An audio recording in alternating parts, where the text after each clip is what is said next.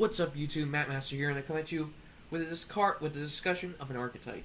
So, we're going to be talking about Yosenjus and why I believe they are the next Tier 1 deck. I'm sorry if I sound a little nasally and all that stuff. My nose is clogged from allergies. So, there are going to be 5 major points that I'm going to be talking about. So, let's start off with number 5. Number 5, of course, is going to be that they are a rank 4 field spamming deck. You can easily get off your 1s, 2s, 3s, Sujiks, Rs, and Ls without, with continuing boosting off of each other's effects. Go for 1, you can summon 2, you can summon 3, and then from there on, you can summon Sujik, L, or R, or in any order you want. You can keep on going, you go 1, 2, 3, 1, 2, or whichever way you want. Being able to get a massive field presence allows you to deal a lot of damage, and allows you to go into major rank 4 plays. Like, I have gone to the point where I can attack directly with 4 monsters, and then go into a double cowboy for game. A great OTK. Number 4, the monsters have pretty good effects. You've got Comma 1 and Dieback, which is literally a compulse for cards. Comma 1 uses for face up, and Dieback can target any 2 on either side of the field, whether they're face up or not. Comma 1 targets your opponent's face-up monsters. Comma 2 is a direct attack for half damage, but any damage is good damage.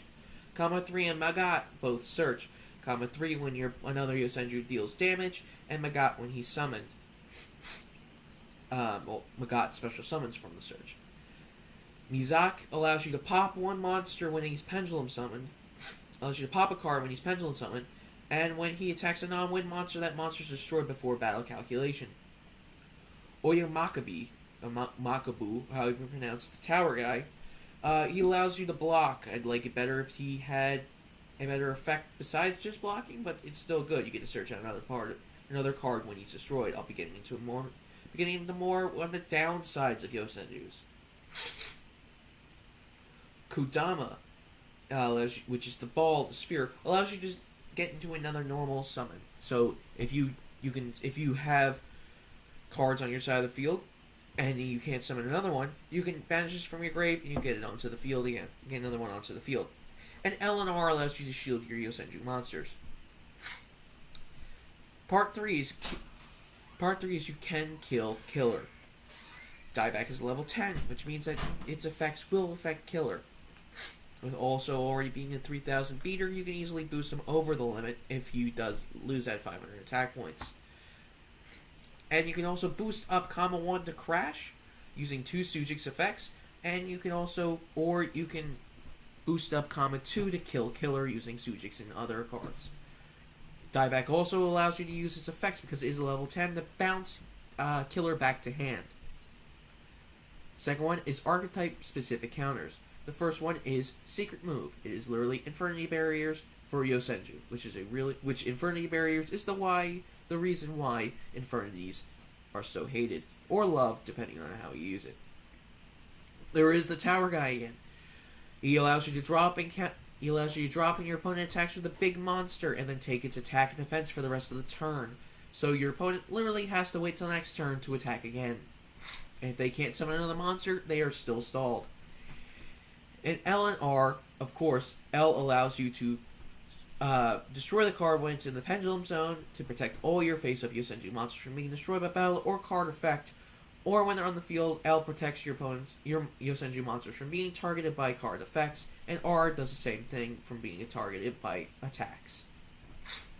And last but not least, Yosenjus can use floodgates and are not susceptible by floodgates. Some specifics are Vanity's Emptiness.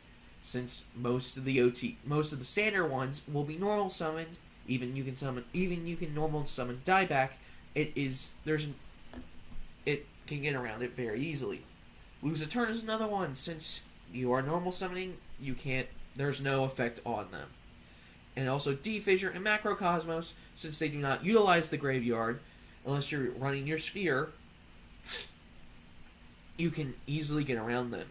These cards can also be used in your deck as your own favor.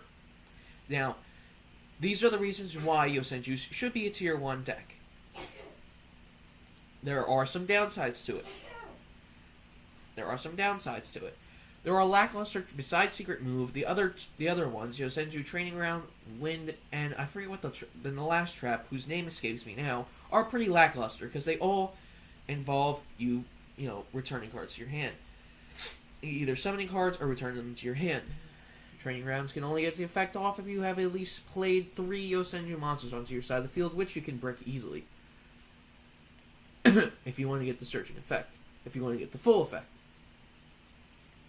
The other spell card, Wind, only will be destroyed if you do not, bounce one of your Senju's back to hand. So an easy Book of Moon, Effect Veiler, Breakthrough Skill, or even Fiendish Chain will end that. Card with that only really has a lackluster effect, since it only returns one card your opponent controls per Yosenju return to hand, and it's at a cost of 800 life points.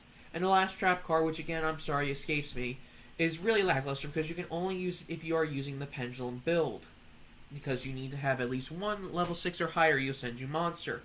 If it was 4 or higher, it would have been a lot better, because then you could easily tech this into your standard OTK build, and then it might be used at 1, because its effect might be lackluster, which if a card is returned to hand, it is automatically shuffled back to the deck, but people run 3 common ones, which means that you at least can get 3, which means you have at least a chance to get at least 1 card back to your opponent's hand. If you do run dieback, you can get up to 2, but again, it's lackluster because you have to usually use these cards in combination in a Pendulum-based build. Another one is Towers. Towers is technically Gores, but it's only a 1-of shield. If your opponent has another monster, say if they have Blue Eyes and Vorse Raider, if they just attack with Vorse Raider first, and if it's in defense position, nothing happens. Then they use Blue Eyes to kill it. And what are you going to do? Grab another one of it? You're just stalling. It's not that good. The Sphere one, Kodama, is really only used well if you are using Training Grounds. But since Training Grounds is a Yosenjin card and not a Yosenju card, you cannot search it with 3 or itself, which means that it is a slower based style of play. And to just drop it and gain 3, it's not as productive of a card. If the card had a better effect which allowed you to, literally just add a Yosenju from your hand to the grave, like from the grave or somewhere else, or deck or whatever, into your hand, it would be a lot better card than actually just adding 3 counters to it. The Banishing from Grave to do another normal summon is okay if you would use these 2 cards in tandem. If you use the Sphere and Training Grounds in tandem. But again, you can't search Training Grounds because it's a Yosenjin card, as well as the other 2 the other Trap and the other Wind ones, and the other Wind, the one that's not secret. Overall, since actually there's also 2 more, Magat and Misaka. Since they are level 6, they can't be standard. They can be standard summoning, but you have to use as a tribute. So if they were level 4, they would have been a lot easier, and I could see them being used. But since you have to literally tribute one of your Senju monsters and end your chain, it's not as good as being able to just summon it. Plus, Misaka's popping effect only works when he is Pendulum summoned, which means if you're not running the Pendulum-based build, it's not really as good of a tech card as you need. Even though the only other Wind deck out there besides Yosenju is Ritual Beast, its first effect is again lackluster since you'll have to sacrifice for him. So guys, I hope you liked this discussion. These are my reasons why Yosenju, I believe, should be a tier 1 deck. Tell me what your ideas of this. Tell me of your ideas and where you think Yosenjus are. Tier 1, 2, or whatever. What your feelings about Yosenjus and what they might need in the future. I'm Matt Master. Please like, subscribe, and peace out, guys. Keep dueling.